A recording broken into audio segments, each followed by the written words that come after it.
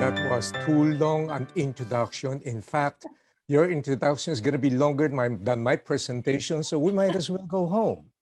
Wait, I am home, right? That's the world you and I are entering now, and that's the world where you and I are going to be experiencing a lot of new changes that's going to be happening. And I want to thank you, Trixie. I miss those days when we would be in the restaurant sipping coffee and sharing ideas and well, those days will come back, but there's going to be some changes. And I want to thank Sarah for inviting me. And Sergio Boy, thank you. I've been listening to you and I've been learning a lot from you as well. And I'm so very happy to be in the company of HR practitioners. And you know, my entire life, career life, by the way, evolved and revolved around HR practitioners. And let me ask you a question. If you are with HR, define what is the meaning of HR? Human resources? No, that's just one part of it. HR for me means heart rate. You guys are the very beating pulse and the heart rate of organizations. Businesses are scrambling for answers, exploring ways to manage resources, and preparing for recovery. It is imperative for leaders to be reminded that business recovery is best achieved by people who are ready and willing and able and sober, and those who would make knowledgeable, informed decisions. COVID-19 has brought many disorienting effects in our lives. Why? The thing about COVID-19 is that it hits us at the bottom rung, at the base level of Maslow's hierarchy of need. And you and I understand fully well that anything that hits you at the very bottom level, the entire structure will have fissures and it begins to crack. Well, people in the organization have been so emotionally overwhelmed such that leaders need to take this fact into consideration. Many companies' training programs now that I've been given is geared towards empathy management, but I've got news for you. Long before COVID-19 began happening, the coldest place in the world is not Siberia, it's Silicon Valley. Because anywhere you go, people are glued in with their hoodies on and their plugged ears and then staring at their laptop, and nobody cares about others except themselves. And so, even for a very respected company like Google, they have been embarking into what they call now the empathy management and leadership training programs. Why? We can't afford to live alone in life isolated. And they are beginning to see no matter what open spaces you have in your workspace, it's not helping people. Why? The key secret there is in leadership. And I'm going to expound a little bit on that. Today, empathy leadership, compassionate leadership, this is the debate, and the semantics is irrelevant. It's all pointing out to the same thing. Let me give you what's happening now in the entrepreneurial world. The stages of development in the pandemic environment, as I will call them. Number one, we went through shock and recovery. During the first months of the lockdown, the invitations for me was to address the leaders and their direct reports more on cheering them on, encouraging them. Hey guys, we're all in the same boat. But not everyone has the same storms. And so those were the things that I was doing. And immediately I went into our long list of regular clientels and I offered just a few minutes of trying to encourage them, telling them, go on, and don't quit because this thing is all upon us. If you remember, this was the time wherein all healthcare workers were overwhelmed. There was a serious lack of masks and PPEs. Some organizations were in a state of shock. Others were in denial. Oh, hindi na matatagal to. You just wait a couple of months, we're going to go back to normal, which now today everybody knows it did not happen. Nobody has any answers. Change was on a day-to-day basis, and the entire nation had to religiously follow the government's policies and requirements. Even the government agencies were in the quandary. They contradicted each other. So the question of business then was, is there going to be a V-shaped recovery? Or maybe it's going to be an U-shaped Maybe it's going to be an L shape. Today, being in business myself, I can adequately and securely tell you that none of those letters make true. It's going to be a W or an M-shaped recovery. So you're going to have ups and downs and everything now. In other words, business as life itself has become non-linear. We have to understand that thing happening now. Business owners and companies wanted to reassure people that they will cover their backs, and as much as possible, they won't let their people go because they have families to feed. But then they begin to be concerned because their resources are depleting.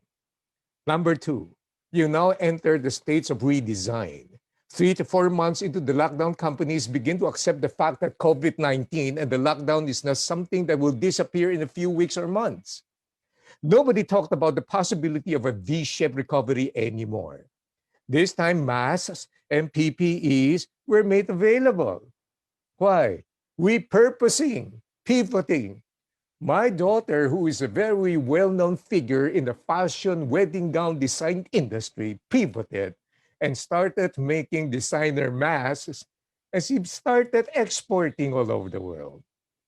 Small and medium-sized businesses were on the verge of closure, still trying to hang on. Others are pivoting. Wedding planners, chefs, makeup artists were baking and cooking. They were making sushi bake, burnt bass or cheesecakes, etc. Businesses began reinventing. They now have to conform to the requirements of IATF because they now are more in agreement as to what to do. My friends in the acrylic business, they were making a killing selling plexiglass and separators. Now, I want you to understand this thing. There are companies that are doing well, but they can't broadcast it. It's not appropriate. No businessman friend of mine who are making a killing will say, this is the best time for us. Now, this time the invitation for me is to talk to them about how to manage difficult times and how to maintain productivity. So, because I want you to see the developments now. My invitations come in the form of training people on how to do WFH or work from home. At this stage, some people were let go, beginning with the contractuals, with the non-contractors. I'm sorry, beginning with the non-regulars, I mean. Layoffs happened, retrenchments began all over the place. Businesses rotate their people. In our country, we don't have furlough, but we put them on the floating status. And many of the executives took a pay cut. The next stage now is what I call reinvention. 5 to 6 months into the lockdown, you begin to see a lot of software. My IT and software clients begin producing and churning out stuff that can provide what? Contactless transactions. Even a very traditional clientele of mine, Coca-Cola, they are beginning to reconfigure their vending machine so that you use QR code, anything that doesn't involve touch. Our company's e-commerce jumped like crazy. DTI Secretary Mon Lopez announces that online commerce has increased by a whopping 4,000%. How do you like it? Last year, our online business was merely 3% of our brick and mortar. As of September, it is now at 35% and it is fast climbing. Then, company attrition began happening. Some could not go with pay cuts and job rotations. Others are willing to accept pay as long as they can work full-time, even though they're lesser paid with other companies, so they began leaving their companies. Others are now concentrating on their own entrepreneurial endeavors. The daughter of my friend who works in the #1 FMCG company with six-figure monthly salary decided that she should resign, and so she can concentrate on her business, something she discovered during the lockdown. Guess what? Would you blame her? She was receiving what? Six-figure salary every month, and now she's making about six-figure money every 2 weeks. How could you blame her? What a lot of people may not know is that deals are now being made. Bigger companies are acquiring and merging with smaller companies. Those companies that are strong pre-COVID and rich with cash, they are now bargain hunting. Businesses are now selling their enterprise, and sometimes they just put in a good price because they don't want to go through the stress of the whole shebang, and they want to cash in and get out and retire. Marketing people are now inviting me to do webinars for their existing and prospective clients. Now, this is the first time that I have experienced that.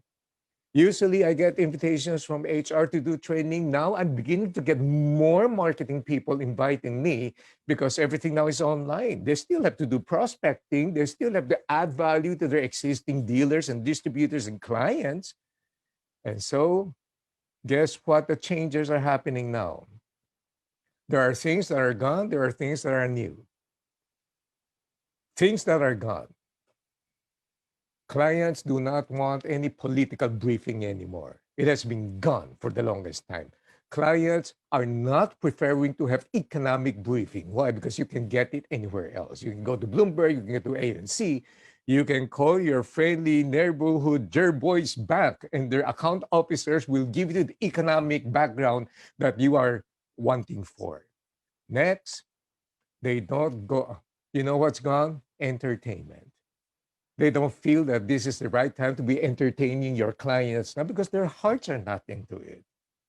You know, everything that they wanted now is knowledge sessions, learning sessions, in order to pick up some ideas that can help them make their lives and their businesses growing and a lot easier. You know what will never go away? Let me tell you what will never go away. Raffle prices. They are still around, believe me. As in the companies I'm involved with, as well as in the preparation of the next stage, I know it's already happening, and I'm going to share this with you. I am now in the process of providing training and lessons for the stage of number 4, reimagineering. We now have more information about COVID. We now have more ideas and facts. While we do not have a cure for this yet, we have seen the devastation of having total lockdown and how that work may end up in futility. And that's why we have seen the number of businesses that have closed and the jobs that were lost. So we now see the model practices of other countries like Japan on teaching how to live our lives managing COVID at the same time. I don't think economists can afford. You know, the only thing is that we need to understand there's no cure for COVID yet. The only thing we can do is to curb the spread. And so at the very start, don't blame governments. They too, like you and me, this is something new to them. And so that enforced lockdowns have forced economies and businesses into one induced form of coma, and it has produced a lot more negative effects.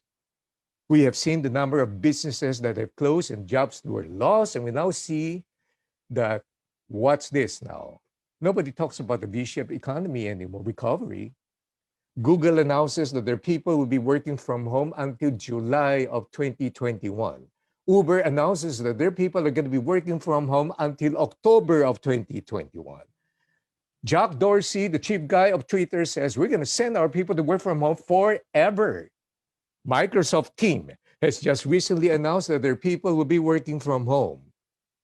Dr. Anthony Fauci announced that the vaccine will probably be made available for everyone and every inhabitants of this planet by the second quarter of 2022. Connect the dots now.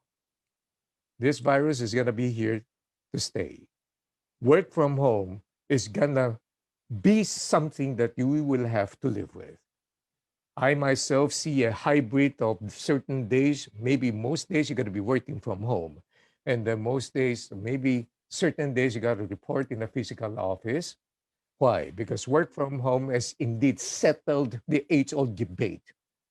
Before COVID, business owners and HR practitioners and then executives were complaining, alam mo, Francis, my problem with these millennials, gusto nila mag-work from home certain days, their productivity is gonna go down. Eh, wala nang gagawin yan kung hindi mag-Netflix, social media, pagkatapos mag-video games. That issue has been rendered moot in academic. Research and survey after surveys has already shown that people who are working from home, they actually increase their productivity. The challenge now is not under productivity. The challenge now is that they are overworking, all right? And you know, one time when I was presenting this a little talk with the people in a private company, and so this guy said, one lady sent me a comment through the chat box. You know, Sir Francis, how come I feel like I'm so guilty. I'm not delivering enough results because I'm working from home. I said, you're gonna die that way. That's not the right thing to do it. So connect the dots. The home will be the hub of entertainment, groceries, shopping, dining, education, and guess what? Marketing events and training events. And I love it. I'm actually enjoying the lockdown and doing work from home. In fact, when everything is lifted, I won't tell anybody so that they would not know. I'm learning, I'm adapting, I'm pivoting. And with my background as an entrepreneur and my involvement with my clients from the different industries, I'm going to share with you certain vital adaptations we all need to have during this pandemic season. New situation requires new approaches. And then after this, I'm going to talk to the leadership issues. Things we need to learn and things we need to unlearn. Let me give you an overview. We have to learn to work collaboratively. Now, the bonus is that this pandemic has eliminated a lot of bureaucracies and egos. And we have to unlearn to operate in silos. Next, we got to respect others' strengths. Unlearn to think we're right all the time. Next, we got to learn to welcome failures and mistakes as lessons. You know, failures and bouncing back is deep into the DNA of entrepreneurs. Wala pa ho kong kilalang entrepreneur na hindi na-fail ang kanilang negosyo, but they bounce back. Fear of rejection. We have to unlearn that. Fear of making mistakes. Next, we have to learn to respect the value of time. Next, we have to unlearn to putting off to tomorrow. There's a great sense of urgency now. And in case you haven't noticed, I used to be briefed by my clients to teach these people to appreciate the sense of urgency. Now we don't even have to teach them, they know. We have to learn to work with a team. We have to unlearn to do everything ourselves. We have to learn to develop others. We have to unlearn to be protective of turf. And we have to learn to focus on the customer, and we have to unlearn to focus on the self. You know, one of the most fulfilling experiences I've had is the about to be completed 5-part lecture series that I'm currently doing for a multinational company.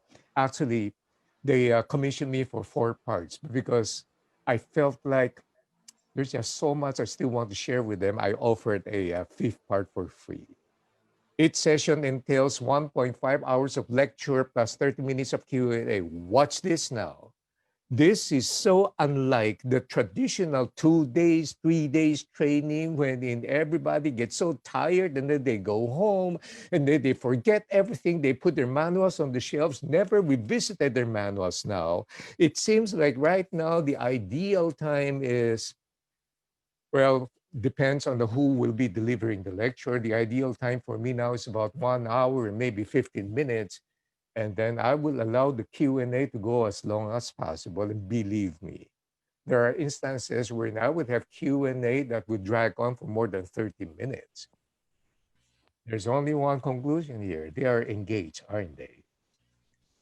There is a remarkable increase in the requirement for soft skills training. Why? Let me just brief you with a very short, I'm going to go through this very, very fast because these are the critical leadership skills that we need to train our people now. First and foremost, critical thinking skills. Next, emotional intelligence. Next, values and ethics, without which everything breaks. Next, resourcefulness, resilience. Why? Maganda ang turo ni Jerboy. He puts it in a very nice context. But the problem is, unless people understand the entire context, they pick it up, mali ang pulot eh. So everybody now looks at Angela Duckworth's book on grit, and I have seen her. I have attended her seminar in New York. It goes beyond just being persevering. Why? There is a thin line that separates perseverance and stubbornness. We have to understand that one too. So it's got to be resourceful resilience. It's got to be creative processing. It's got to be managing ambiguity. Bottom line, it's still about effective communications. And it's all about collaboration. These are the critical leadership skills that we need to have and then we need to train our people in. Meanwhile, what should leaders do? Well, in the very short time that's allotted me, I'm going to give these things to you fast. 3 crucial things that leaders should do right now during the pandemic. 3 things. Communicate, communicate, communicate, period. Why? Nobody has the answer. You show me any person who will go now to the internet and give you webinars and provide you with the answer, that guy is a false prophet. Nobody knows the answer right now. We are merely in the states of adaptation from a day-to-day development basis. And so some thoughts on communication. Number 1, you have to communicate empathetically, but you got to show empathy. You need to understand the basics of human behavior. This pandemic does not only give them science. This pandemic has touched our hearts and our lives with soul issues. It goes just beyond science now. You have to understand that. When your people come to you with questions, nobody now is very concerned with your targets and with your growth and with your projections. You know, underneath the questions, you have to be sharp and understand. Maybe what they're asking is, what's going to happen to our company? Will I be retrenched? You know, my friends have been let go. Just take a look at LinkedIn. Almost every day, you find people saying, today's the last day of my job. Will this affect our income? Those are the things that they're asking for. You know, somebody says one of the dumbest things I purchased at the start of the year is a yearly planner for 2020. And for people who do job interview, do you realize that the most useless questions asked before was, where do you see yourself 5 years from now? My goodness. By nature, what they're asking is, how is this going to impact me? How does it impact my family? And they are understandably afraid. It's a soul issue. You don't start the meeting by, okay, let's go down to business. Did you do what I asked you to? No. You know why? It has been drilled to us to be professional. And that being professional often means cold, dispassionate, data-driven. This is the time when everybody now will benefit from other attributes like caring, connecting, showing others you recognize our shared worries and vulnerabilities. From shared vision now, you have to include shared worries and vulnerabilities. Try engaging with your people on the personal level first. Don't start your Zoom session with, what's the status? You know, it goes a long way when you start your Zoom session by saying, how are you guys doing? Are you guys coping? How are you guys coping? Is there anything I can do within my capability to be able to provide help for you? We are dealing with soul issues here. Do not, by the way, this is going to be the title for this week. Do not convert your people into zombies. Yeah, Halloween is coming. There's not a typo error in my article headline. People are now being converted into zombies. Zoom here, zoom there. You know, we are still amateur in doing virtual meetings. Why? An amateur has very few options, and the 1 or 2 options that they do more of it. And in fact, they do harder of it. Look, we have transitioned from amateurs to being experts when it comes to office meetings, right? We now have an agenda. We understand. We stick to the agenda. We allocate time. We don't meet all the time because that's a wasteful resource that's being thrown away. So we become experts. But now in virtuals, wala pa tayo dun eh. We're still learning. We're still amateurs. And so, fewer Zoom meetings now. Well, you don't just call your people now and say, let's Zoom. Nah, teka muna. What about there are certain things that you don't really, do you know how difficult it is to prepare for the Zoom meeting? You have to fix your background. You have to fix your lighting. You got to make sure you're wearing pants. Sometimes they forget that. You have to make sure that ang dami, nakaka-stress yan. Pagkatapos, this is the first time that your work life, your family life, your education life, your personal life, they all converge at the same place and at the same time. Imagine the added stress. And if you have parents who are doing online education and helping the kids, imagine the stress, huh? You don't just say, sige, mag-Zoom tayo.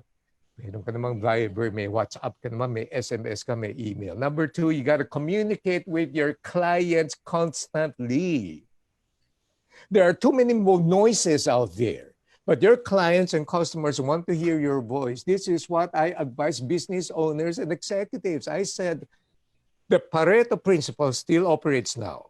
You make sure that your top 20% clientele, you personally take care of them and you communicate constantly with them. You don't assign this to your top account managers, even though you don't have the answer, but they might have questions that you can. At least they want to know that when they need you, you're still there. Next, you got to communicate with your people constantly. Why? Now I discovered that many of my clients are conducting regular town hall meetings with their people, which used to be done only what? Once a year, twice a year. And that's a good thing. Technology affords us now to be able to communicate with our people clearly, update the people with what's happening. Your people will want to know what's going on. And number four, you got to communicate truthfully. This is so important. You got to tell the truth. Even when the truth can be negative, even when the truth is uncertain, even when the truth is scary. This is not the time to motivate them. My goodness. This is the time to educate and inform them. The worst thing you may want to do is to copy some dumb motivational cliches that would either make you appear incompetent at best or an imbecile at worst. This is going to be fine. It's going to be over in no time. This is the time when you dig deep into yourself. You know what? Those things won't work.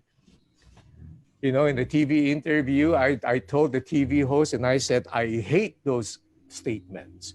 We have, during the time of the pandemic, what do? They have been advised to look deep into yourself. I said, if I do that, I won't see anything but internal organs, right?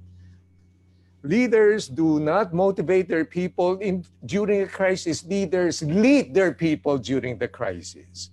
And so, what we need now to do is to confront the brutal facts. Tell them if you don't have the answer. Tell them, guys, this is what we have been handed, and we have to operate within this limited amount of knowledge. I'm going to make mistakes. I will change my decisions. Please forgive me in advance because this is what we have to do. And here's my conclusion. COVID-19 is not a disruption. It is not an interruption, as people will ask me. So, Francis, what do you think? Is COVID-19 an interruption or a disruption? My answer is neither. COVID-19 is a total reset. The world is like one computer hard disk subjected to an entire full rebooting system. You and I are going back to a world that is hardly recognizable from the world we just came from just a few months ago. It is very difficult to go back to normal when normal is dead. Meanwhile, the space where we occupy compared to the space where the world would be because COVID-19 accelerates changes, that gap is called irrelevance. If we don't pivot, we don't adapt, every pivoting and every adaptation and every change will bring in discomfort. But man, this is what I'm telling people now. If you hate the discomfort of change, one day you're going to hate irrelevance a lot more. Pivoting, changing, repurposing, evolving all involves learning, relearning, and unlearning. And it is always very stressful and discomforting. But here's the key. We have to pivot. We have to change. We have to adjust. Why? We're being built. Our character now is being formed. And as I was listening to Jerboy earlier, you have two options. You can wallow in misery and say, why me? Hey, this is not unique to you, all right? Or we can say, I'm going to face the brutal facts of what's happening now.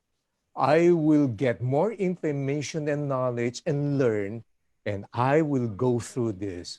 Ladies and gentlemen, COVID 19 is not the end of the world. This too will pass. COVID 19 is not the death end, it is a mere detour. Right now, history is in the making.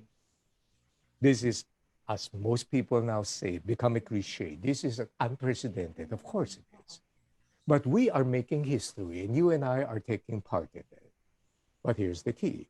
The narrative that we are writing down, the stories that we tell, will form the legacy we're going to be leaving our children and our people, because we don't have any guarantees that they will be facing their own worst pandemics in the future.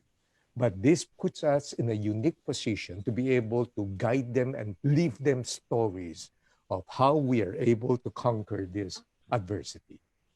So I want you to enjoy your journey. Meanwhile, here's what I want. I love the title of our conference. Now you know why. You have to pivot or you're dead meat. Maraming salamat. God bless you for having me. Thank you for having me.